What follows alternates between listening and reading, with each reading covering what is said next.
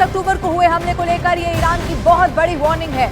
Israel ने Iran के 3 प्रांतों में हमला किया था। इस हमले में नेतन्याहू ने ईरान के एयर डिफेंस नेटवर्क और मिसाइल फैक्ट्री को तबाह करने का दावा किया था और अब ईरान के राष्ट्रपति की भी ये बहुत बड़ी चेतावनी देखने को मिल रही है और कहा गया है कि जब सही वक्त होगा तो इसका बदला जरूर लिया जाएगा। हालांकि इजराइल पहले इस बात को कह चुका है कि ईरान ने अगर बदला लेने की कोशिश की तो इसका अंजाम और ज्यादा बुरा होने वाला है। ईरान इजराइल से जो जंग इस वक्त चल रही है उसी से जुड़ी हुई ये बहुत बड़ी खबर इस वक्त हम आपको बता रहे हैं। और ईरान पर इजराइल के हमले की सैटेलाइट तस्वीर अब सामने आ चुकी है। इसी के मुताबिक दावा किया जा रहा है कि इजराइल ने ईरान के पूर्व परमाणु हथियार के ट्रेनिंग सेंटर और मिसाइल केंद्र को निशाना बनाया था। इजराइल ने ईरान के सैन्य ठिकानों पर हमला करने का बहुत बड़ा दावा किया था। सैटेलाइट तस्वीरें जो सामने आई हैं वो इस वक्त न्यूज़ 18 इंडिया पर आप देख रहे हैं। इन सैटेलाइट तस्वीरों के जरिए दावा किया जा रहा है कि इजराइल ने ईरान के पूर्व परमाणु हथियार के ट्रेनिंग सेंटर और मिसाइल केंद्र को निशाना बनाया।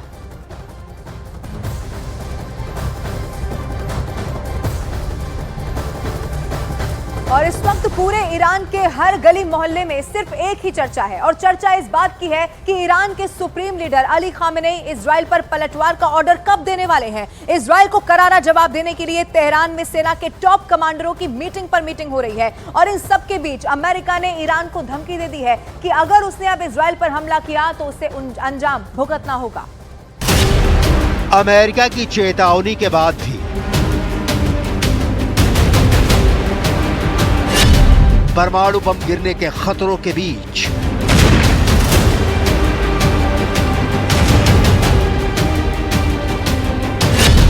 चरमराती आर्थिक व्यवस्था के साथ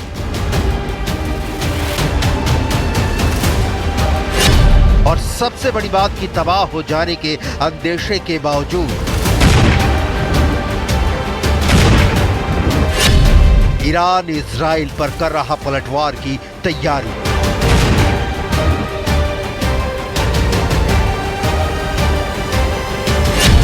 ईरान का इंतकाम बाकी है।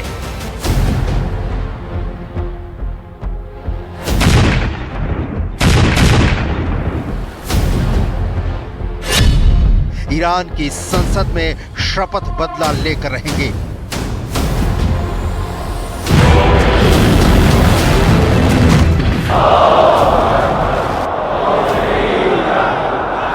ईरान खोल रहा है।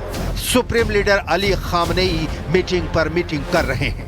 रिवोल्यूशनरी गार्ड्स के टॉप कमांडर तेहरान में डेरा डाले हुए हैं। राष्ट्रपति पेजेश्कियान, रक्षा मंत्री और आर्मी चीफ को ऑर्डर पर ऑर्डर जारी कर रहे हैं। इजराइल ने हमला कर ईरान को बदले की आग में जलने के लिए छोड़ दिया है। ईरान अब इंतकाम की तैयारी कर रहा है। कहा जा रहा है कि ईरान इजराइल पर ऐसा भीषण हमले की तैयारी कर रहा जो मिडिल ईस्ट के इतिहास में अब तक नहीं हुआ है। مطلب دوم مربوط به این حرکت شرورانه‌ای است که 2 شب پیش اینجا انجام دادن. خب خودشون هم البته بزرگنمایی میکنن. بزرگنمایی اونا غلطه. اما توجه داشته باشید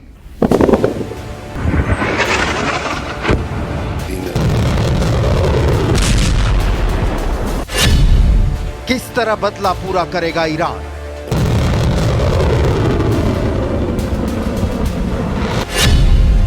क्या है ईरान की युद्ध की तैयारी?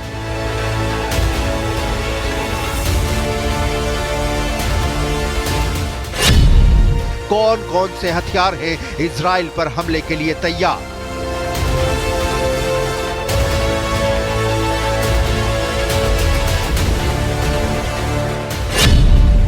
अली खामेनेई कब तक देने वाले हैं इजराइल पर अटैक का ऑर्डर?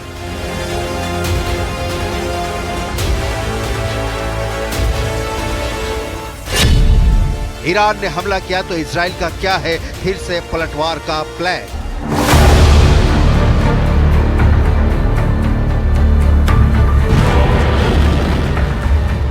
सवालों की डिटेल देखनी बहुत जरूरी है। इसके पहले वो सवाल कि ईरान के पास क्या पलटवार के अलावा कोई विकल्प नहीं बचा है। इसका जवाब समझने के लिए आपको ईरान की इस वक्त के हालात समझने होंगे जो ईरान की सर्वोच्च बनने की चाहत को चकनाचूर कर रहा है। ईरान के करीब करीब सारे मोहरे धूल धूसरित हो चुके हैं। मोहरा नंबर 1 हमास। करीब करीब मटिया मेट हो चुका है। मोहरा नंबर 2 हिजबुल्ला, चीफ, डिप्टी चीफ समेत सारे टॉप के कमांडर मारे जा चुके हैं। मोहरा नंबर 3 यमन के हुथी विद्रोही। इजराइल ने हुथियों के खिलाफ हमले शुरू कर दिए हैं और वैसे भी यमन के पास इतनी ताकत नहीं है कि इजराइल के लिए अकेला चुनौती बन सके। मोहरा नंबर 4 सीरिया से ईरान को खास मदद नहीं मिलने वाली। मोहरा नंबर 5 इराक से भी ईरान को बहुत कुछ हासिल नहीं होने वाला। हमास, हिजबुल्ला या हुथी सब ईरान के पाले हैं। ईरान के बिना इन समूहों की ताकत दाल में जीरे की तरह है। ईरान ने वर्षों से इन संगठनों को खाद पानी देकर पाला पोसा। अब ये सारे नेस्तनाबूद होने की कगार पर है। लिहाजा ईरान जो मिडिल ईस्ट में इस्लाम का सबसे बड़ा अलंबरदार और इजराइल के अस्तित्व को खत्म करने के प्रति प्रतिबद्ध देश मानता है, उसकी सुपरमेसी पर ही खतरा मंडराने लगा है। और इसका इलाज बस एक है कि वो इजराइल को करारा जवाब दे। पीटे हुए मोहरे को फिर से खड़ा करने के लिए ईरान को बहुत ज्यादा पैसा, हथियार और वक्त चाहिए जो ईरान के पास नहीं है। लिहाजा जंग ही वो आखिरी विकल्प है जिसमें हार युद्ध की चिंता किए बिना ईरान अपनी इज्जत महफूज रख सकता है।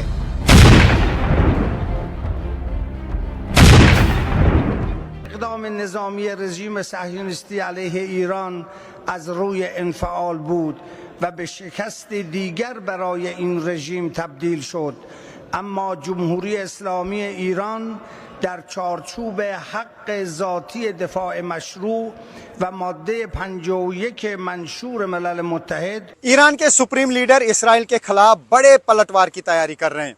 2 अक्टूबर का अटैक भी ईरान के लिए आखिरी रास्ते के तौर पर था, क्योंकि ईरान को सीधे इसराइल से लोहा लेना था।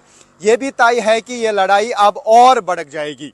अमेरिका ने ईरान को चेतावनी दी है कि वो जवाबी वार करने की गलती ना करें, क्योंकि ऐसे हालात में अमेरिका इसराइल के साथ खड़ा होगा। लेकिन ईरान अमेरिका की चुनौतियों को फिलहाल नज़रअंदाज ही कर सकता है।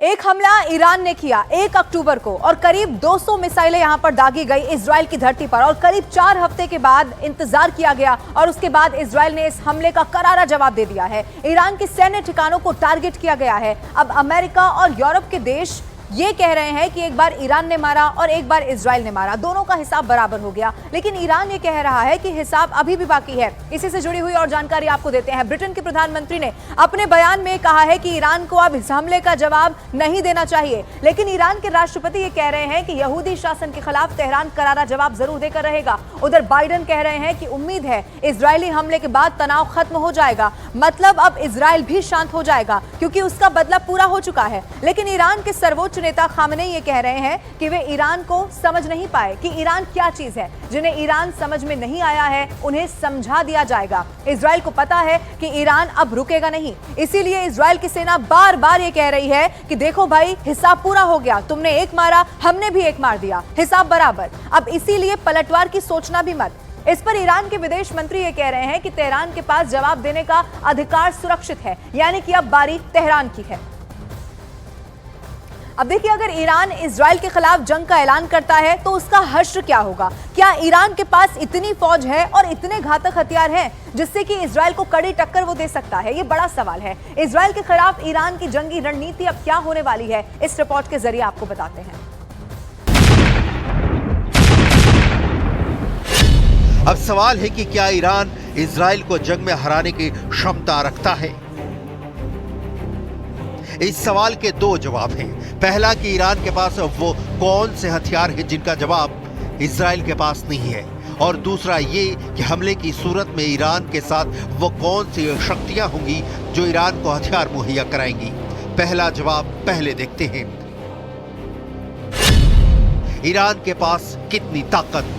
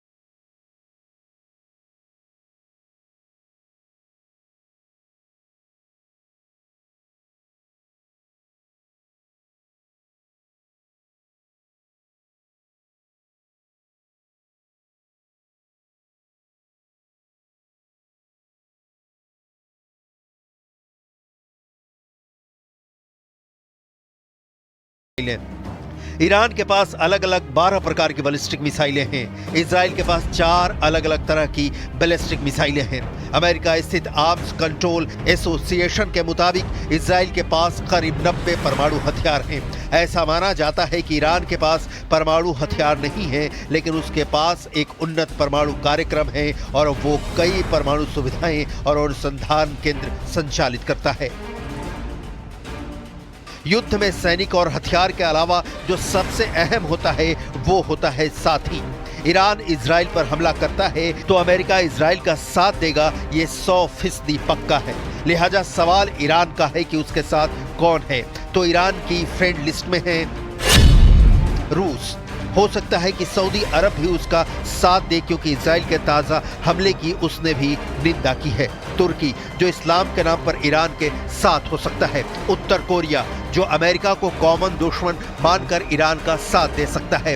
चीन, जो अमेरिका को अपनी बादशाहत कायम करने में सबसे बड़ा चैलेंज मानता है।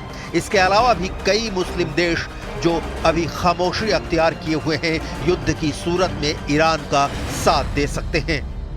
دیشب حدود ساعت 2 بین 2 تا 2 اینا یه صدای خیلی ریزی ما شنیدیم سمت شرق تهران.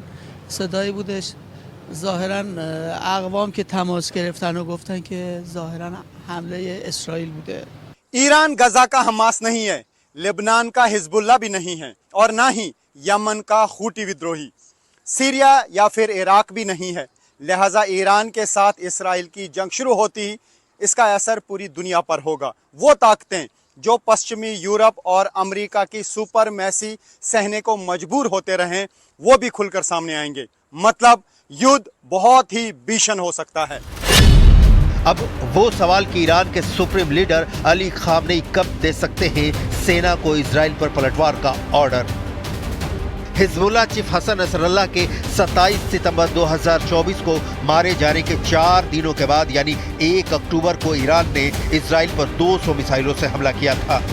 इजराइल ने इसका जवाब 25 दिनों बाद 26 अक्टूबर को दिया। अब ईरान की पलटवार की बारी है और इसके लिए किसी तारीख का ऐलान ईरान की ओर से नहीं किया जाएगा, ये बिल्कुल क्लियर है। बस इतना कहा जा सकता है कि ईरान इजराइल पर हमला करेगा तो जल्दी ही करेगा। वक्त की उलझन में कैद होने से बदले की आग के बुझ जाने का अक्सर अंदेशा होता है।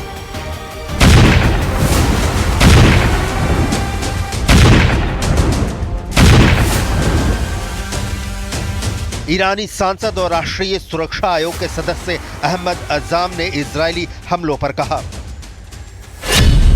हमें अपना बचाव करने का अधिकार है और हम सही समय पर जवाब देंगे। हालांकि हम एक प्रमुख सिद्धांत का पालन करेंगे। हम झिझक या जल्दबाजी में काम नहीं करेंगे। نظر شخصی من این بوده که حالا این حمله رو خیلی کوچیک انجام داده که مثلا بگه که من پاسخ دادم، نترسیدم که در اصل هیچ پاسخی ندم.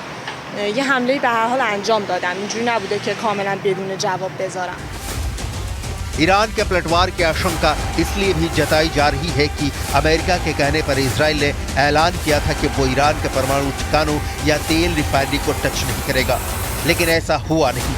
इजरायली हवाई हमले के बाद कुछ सैटेलाइट तस्वीरें भी सामने आई हैं। एक अमेरिकी शोधकर्ता के मुताबिक ईरान की उस इमारत को निशाना बनाया गया जो उसके बंद पड़े परमाणु हथियार विकास कार्यक्रम का हिस्सा थी। दूसरे रिसर्चर ने बताया कि उन इमारतों को भी निशाना बनाया गया जहां ईरान बैलिस्टिक मिसाइलों के लिए सॉलिड फ्यूल मिलाने के लिए इस्तेमाल करता है। ईरान की बौखलाहट स्वाभाविक है और पलटवार उसकी परिणति होगी।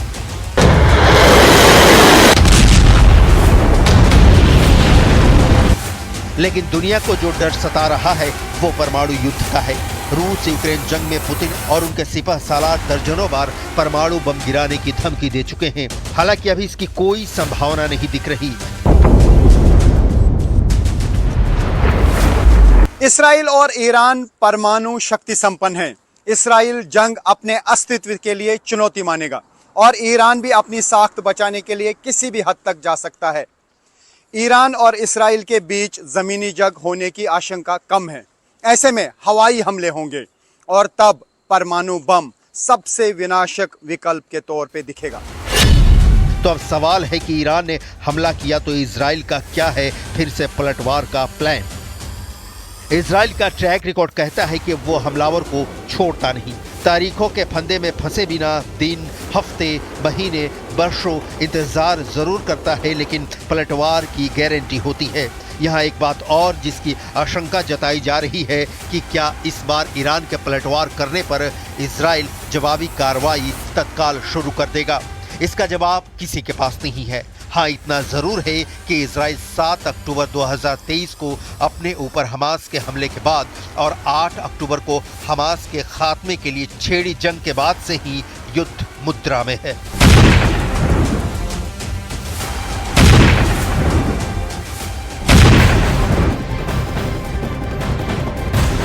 और ईरान पर हुए हमले के बाद इजराइल के प्रधानमंत्री बेंजामिन नेतन्याहू का बहुत बड़ा बयान सामने आ गया है। उन्होंने कह दिया है कि जो भी हमें चोट पहुंचाता है, हम भी उसे चोट पहुंचाते हैं और यही हमारा सिद्धांत है। नेतन्याहू ने ईरान पर हमले को सटीक और शक्तिशाली भी बता दिया है। उन्होंने कहा है कि ईरान पर हुए हमले से हमने अपने सभी लक्ष्य हासिल कर लिए हैं। מי שפוגע בנו, אנחנו פוגעים בו. זהו העיקרון שהנחה אותנו עד היום, וזה העיקרון שינחה אותנו גם בהמשך הדרך.